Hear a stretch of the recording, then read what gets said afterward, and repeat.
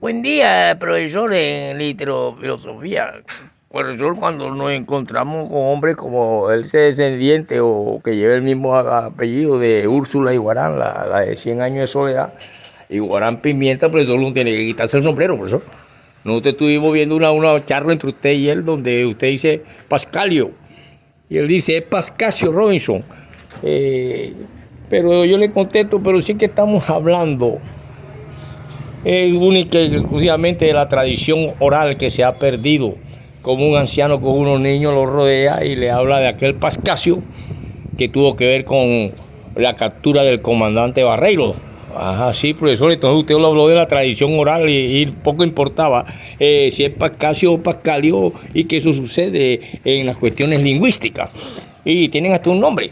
Ah, sí, por eso es que nos gusta la literofilosofía que usted inventó, profesor, sencillamente porque uno de un error saca una cátedra y de una verdad saca 3 cátedras.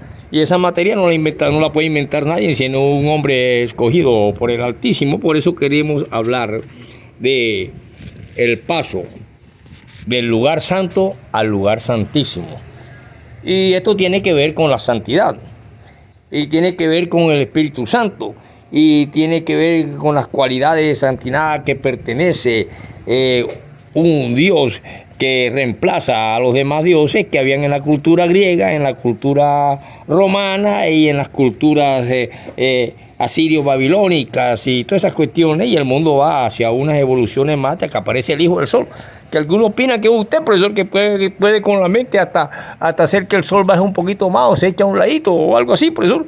Sí, esos son lo que dicen precisamente las tradiciones orales aquí en Barranquilla y las invenciones, que es muy diferente al chisme y al cuento, que se llama la tradición oral que se perdió desde la época, así que nació con aquellas épocas de Abraham y esa cuestión y se fueron perdiendo. Hoy en día nadie escucha a una viejita hablando de las brujas a la luz de la luna, ni de esas cosas. Entonces, un respeto para Iguarán Pimienta, profesor. ¿Y qué más, profesor, tiene para hoy en literofilosofía? Bueno, que quería hablarle del paso del lugar santo al lugar santísimo y dar ante todo un aplauso y a un orgullo colombiano como es la posesión como presidente de la Organización de Naciones Unidas al presidente de Colombia, Gustavo Petro, al expresidente Gustavo Petro, que es un título más grande que ser de presidente de una nación, porque está lidiando con todas las naciones del mundo y puede dar una opinión acerca de quién o qué país, y incluso escuchar y hacer ver cuestiones de los presidentes del mundo. Esta cuestión tiene que ver mucho con aquella Jerusalén, de la misma manera como esa ciudad del gran rey, como lo habla Samuel en el 48:1-2 y en 135:21, que es un lugar que estaba ubicado y se consideraba santificado. Así lo dice Isaías y lo dice el otro y el otro. No joda, profesor. Entonces era por eso que el doctor Arturo Carvajal, quien cobraba por una hora de clase 60,000 pesos, cuando lo encontró usted en el instituto, que estaba usted recién llegado, él decía, esos muchachos que están allá son sosos, empiezan a dar vuelta, a botar baba, y me gusta hablar contigo porque tú tienes un extraño conocimiento. Tú analizas las cosas, ves lo que otros no ven y tienes una disgregación que vas minimizando y llegando hasta un punto casi invisible como el mismo origen de la vida y del nacimiento de las cosas que existen como materia. Y todo eso tiene que ver precisamente con una cuestión que se conoce como la palabra de un espíritu. Y todo eso tiene que ver con las congregaciones de revelación, esas congregaciones allá que están precisamente en el libro de Apocalipsis, como Pérgamo, como Sardis, como Filadelfia, como Laodicea, como Efeso, como Esmirna, como Pasmo, que tienen que ver estas congregaciones mucho con las cuestiones del siglo en que Jesucristo mostró la manera movedora, cómo se movieron todas aquellas cuestiones, y esto nos lleva precisamente al lugar santo y al lugar santísimo. Sí, profesor, porque usted dijo que se alzó la palabra del sacerdote en el lugar santo y no sé qué, y que el periódico coiró, profesor. Bueno, sí, eso se sucede porque el periódico del Coiró es un pasquín.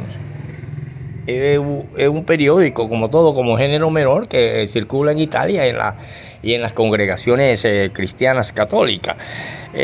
Sencillamente porque hablamos que en el imperio griego había aparecido en aquellas épocas de la cultura griega un hombre llamado Epifanio Antioquio, quien había en aquellas épocas pateado al llegar al lugar santísimo, pateó y dijo: aquí no hay nada ni hay nadie. Entonces, ¿qué pasa? Que en ese lugar donde hay algo invisible o un espíritu, y que ya de una u otra forma se había hablado de santificación de las cosas, santificación son las cosas que habían en ese lugar, atrio, santo y santísimo. Y resulta que en el lugar santo es donde está la mesa de la proposición, la mesa de sacrificio, los candelabros, la cuestión, y que hay 2 ángeles de oro totalmente cuidando ese lugar vacío que es el patio. Usted, al estudiar la historia griega y judía, se darán cuenta de estas cuestiones.